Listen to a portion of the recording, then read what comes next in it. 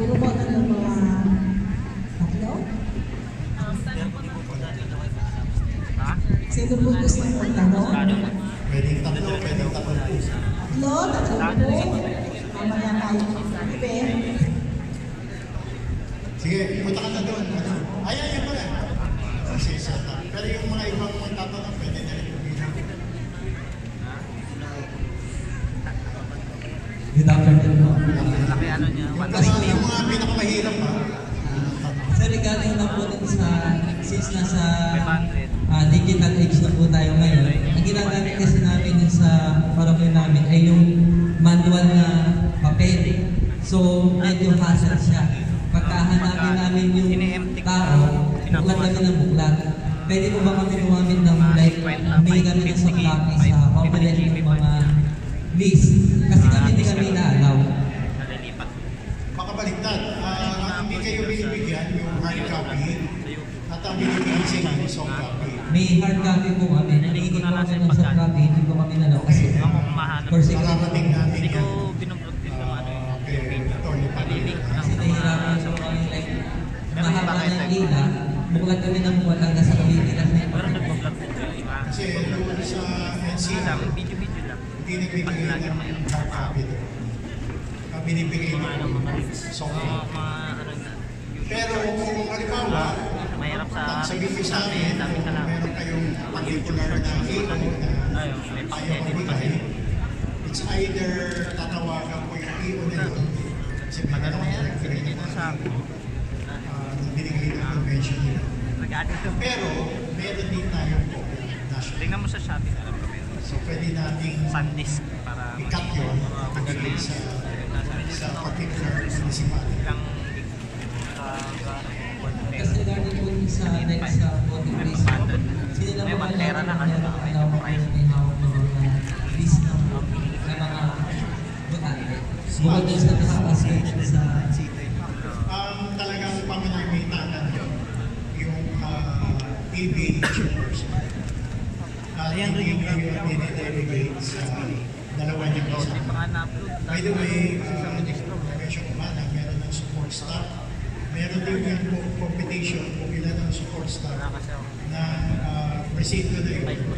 Kung isa, dalawa. So at least meron isang support staff. So tatlo sila, chairperson, former, third member, plus support staff. Pero ang bintana ng PDCBL ay yung chairperson. Unless sisira yung chairperson, sinabi niya para hindi sila magkantay, tuloy pa rin natin siya. 1,000 hours. Siguro yung nakikita ko na pagkakataon. Or kung halimbawa, boboto siya na basta hindi siya lalagpas ng 30 minutes, ayan, pwede nga i-delegate yun. Pero as soon as na makabalik siya, nandun na yung kinikilala na yung presensya niya, ang dapat na managahan yung chairperson.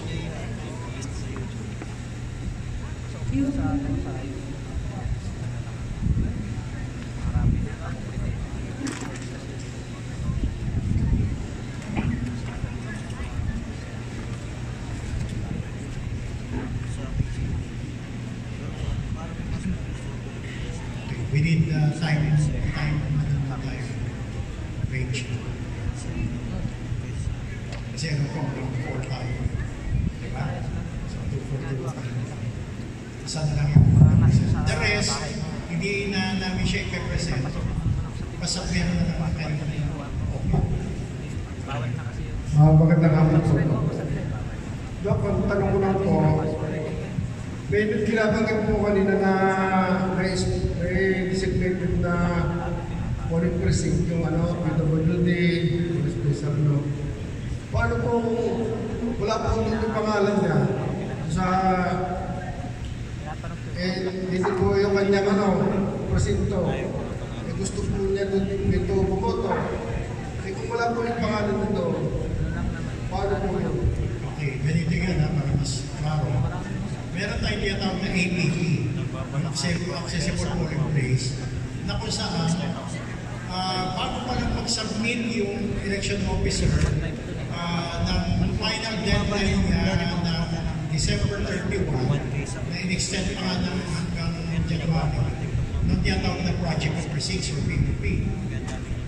Hanggat hindi nakapag-abiso yung particular PWD senior citizen na botante na ilagay siya doon sa APP, hindi na siya talaga palalagay doon sa APP once na submitted na yung POP or Project of Precincts. Ang tanging gagawin niya, it's either pumunta pa rin siya doon sa talagang mother voting precinct niya, o kaya mag-avail siya doon sa APP, yung priority polling place na dating APP. Kaya lang, hindi siya mismo ang magsusunod ng balota sa makina. Pero kung siya mismo ang gusto niya, siya mismo magsusunod, kailangan puntahan niya yung particular precinct na yun, whether third floor yung, fourth floor yung, fifth floor pa. So, ganun talaga. So, next time around, magpa-register na siya o magpapalit na siya ng another precinct for na tinatawag na APP, accessible polling place.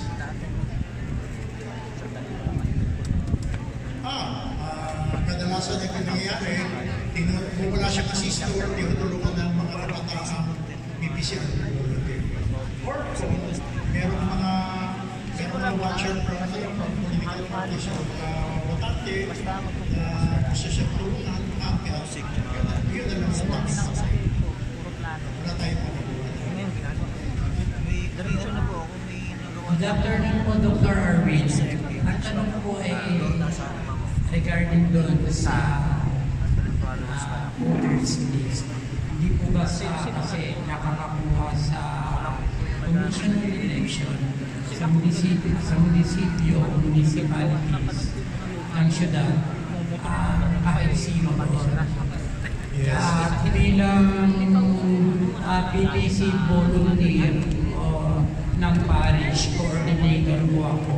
Ako po ba ay may kumuha roon? Bibigyan po ba ako ng voters list? 5 barangay po ang nasasakupan ng aming parokya. Kaya kailangan ko pong makakuha ng voters list sa 5 barangay na may mga kasi po ngayon, ang presinto ay nai-cluster na sa 5 presinto, binubuo na ng 1 cluster. Sa isang paaralan, may mga 6 na cluster. Ay kung 5 po kami, kung 5 po ang nasasakupan ng parokya, 5 barangay, sa bawat barangay, minsan may dalawang eskwelahan, ay pagbibigyan po kaya ako na makakuha sino po ang tao na dapat kumuha ng mga voters list para gamitin ang mga balo sa election. Okay. Dalawang approach yung pwede ko isagot dyan sa tanong. Una, ginagawa ko sa mga team. Dati, ginagawa ko yan. Ginawa ko yung tapos papamiting ko, bibigay ko sa mga. 2022, sinubukan ko sabi ko sa iyo. Pupuntahin ko na lang yung mga parish coordinator at sila na lang kukuha. Ito mga pangalan. Yung particular na parokya nito, so ang sinasakupan niya ay barangay so and so. At kukunin niya yung kanyang voters list. Okay yun din, yung iyo. Meron na kayo. Depende yan sa relationship mo dun sa iyo.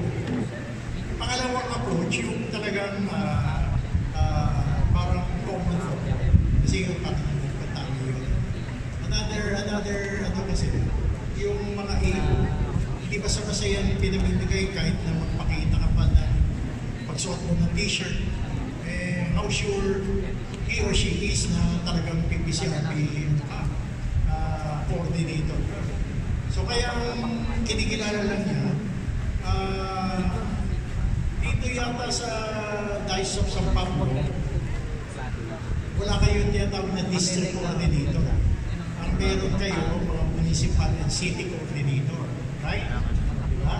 O yung municipal and city coordinator, yun lang nakikilalanin na pagkakatiwalaan niyang bigyan.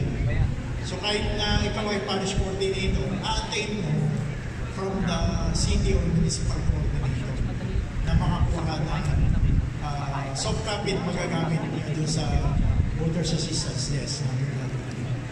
Or doon sa early assistance niyo sa pangpiyano na nagsisimba. Gusto nyo na malaman yung kanilang presinto na election day. Yeah, pwede yung gawin yun.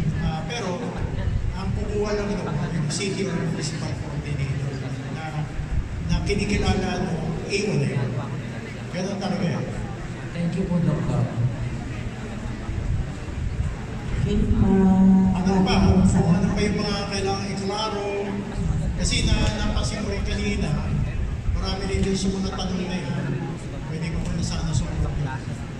Pero dahil sa siya yung mga speaker, usually binibuhos yung lahat yung mga tanong doon sa unang speaker. Pero okay lang yun. Sabi ko nga, okay lang nga yun. Siya na mismo nagsabi. Pero yung mga items kasi doon na pag-PPCRP, tinanong nga nila kay EO, tanongin nyo na ngayon, samantalahin nyo na ngayon, nag-debate ako, nag-debate kami,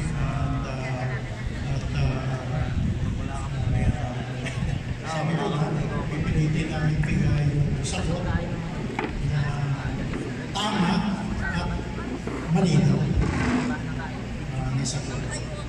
Meron pa mga kabuhan na ano pa ano yun. Marami akong Hindi, para marinig ko rin yung dito sa Dr. Arwin, liwanagin lang po natin. Same process pa rin po ba yung pagpapasa? Yung pagkuha natin ng 7th copy, I mean sabi ngayon, meron na tayo, 4th copy. Ngayon, di ba meron na po tayo. Dati nakikipag-agawan tayo doon sa 4th copy. Ngayon, so advantage natin na meron na tayong PPCRP. So it's the same way na after natin ma-receive lahat ng mga nandun sa presinto, dadali natin sa parokya. It's the same way. Sa parokya, for purposes of centralized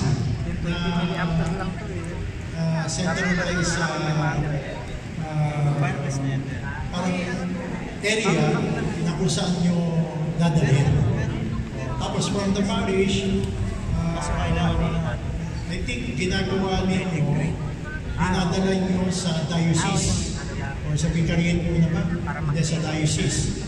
O tapos from the diocese, sa kanyo lang dadalhin sa amin. Same process pa rin. At hindi lang PPCRB yung merong marking. Lahat ng mga pagbibigyan ng bawat siyang na kopya for transmission, including the 9 copy na siya naman gagamitin for posting sa wall for everyone's viewership.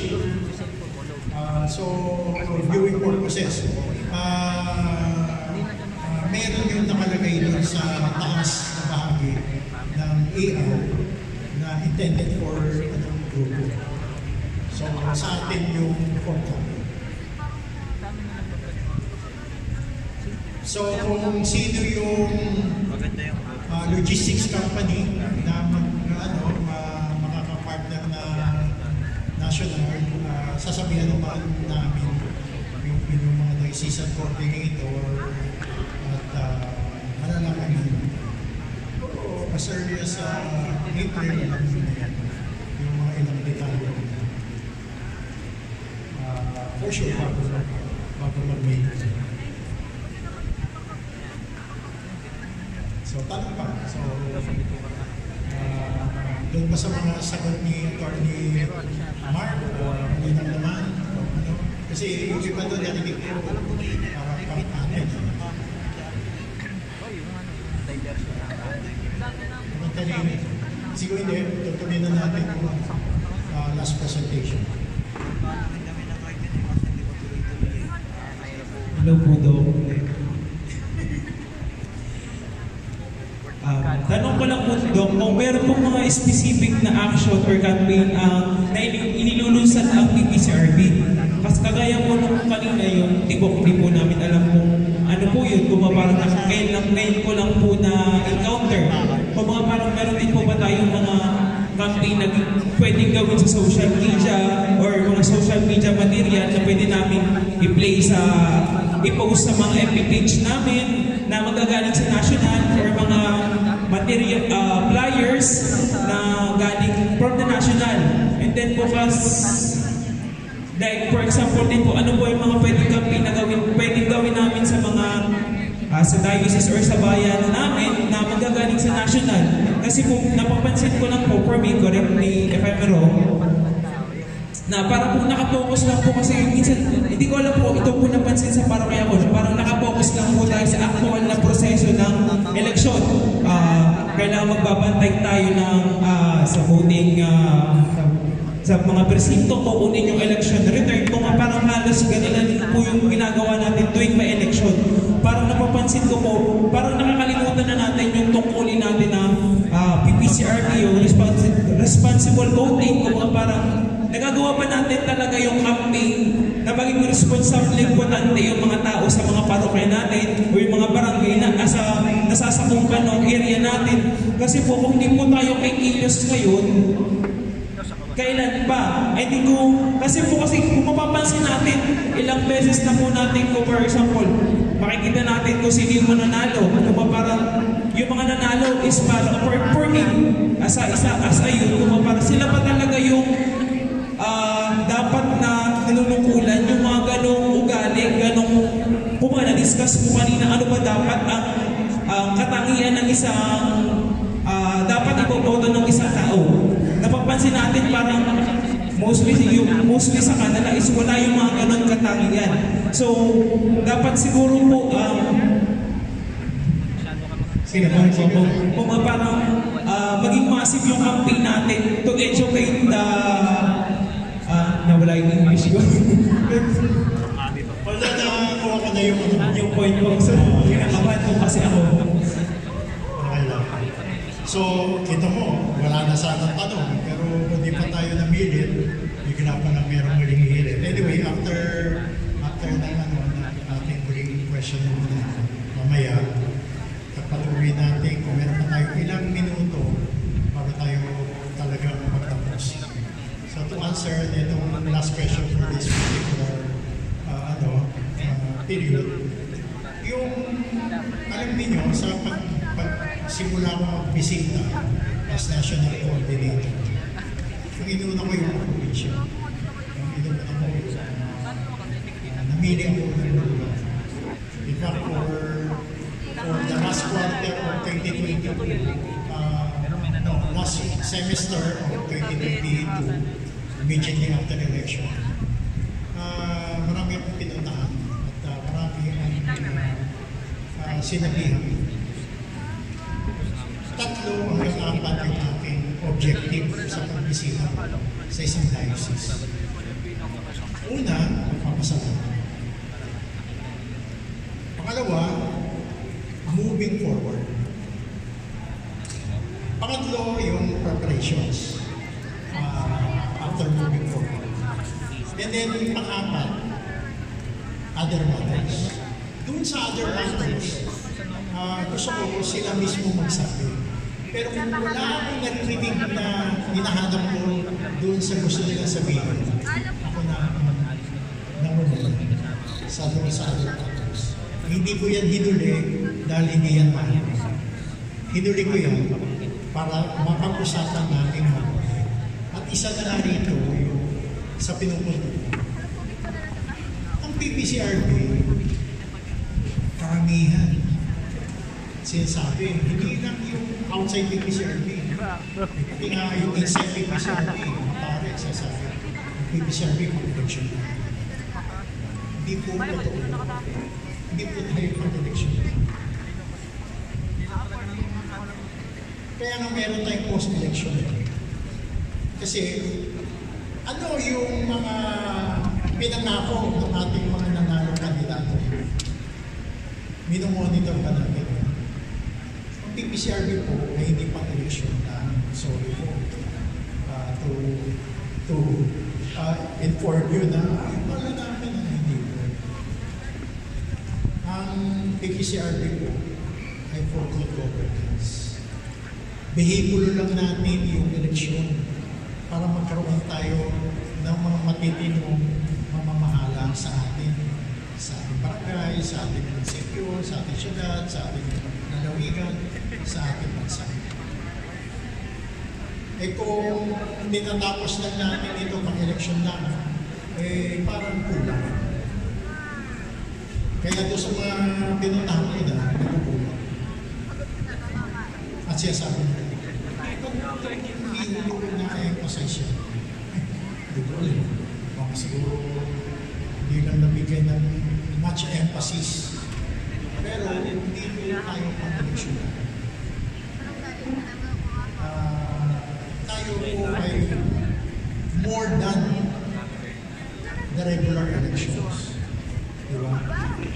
Kaya nga, gusto natin mangyari, tuloy-tuloy sana yung ating gawain.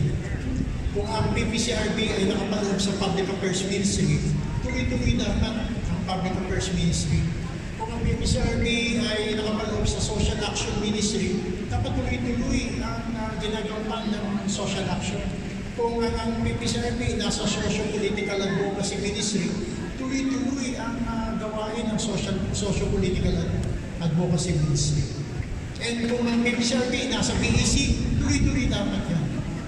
Diba? At isinasama natin yung usaping politika. And when we say usaping politika, hindi lamang po eleksyon. And political is part and parcel of what we are doing, even outside the church. Ano sabi ni Pope Francis, no other than our Santo Papa? Sabi niya, politics is not politics is part of our development process. Politics, even we try to ignore it, is very important in every society. Bakit pag-election lang ang iniisip natin? Dapat even after election. Hopefully, kung first time nyo lang narinig ito, tuloy natin, hindi lang ito ang election lang. Dapat gawain ng PPCRB, sinimulan natin ngayon, sinimulan natin ng nakarang election, sinimulan natin 10 years ago, 20 years ago, 1991, 34 years ago, or more than 33 years ago. Dapat ipagpatuloy natin. Okay? Thank you, Dr. Arwin. May mga question, pwede po siguro isulat ninyo. Kung may time pa po tayo, babalikan po natin. Kasi may dalawa po tayong speaker. Meron po kaninang humihingi sa committee ng paid reliever. Pwede po ninyo kunin sa akin dito sa unahan. And then, dinidistribute na po ang inyong merienda. Pumayag po ang ating speaker. Working merienda tayo. So ang ating po next speaker,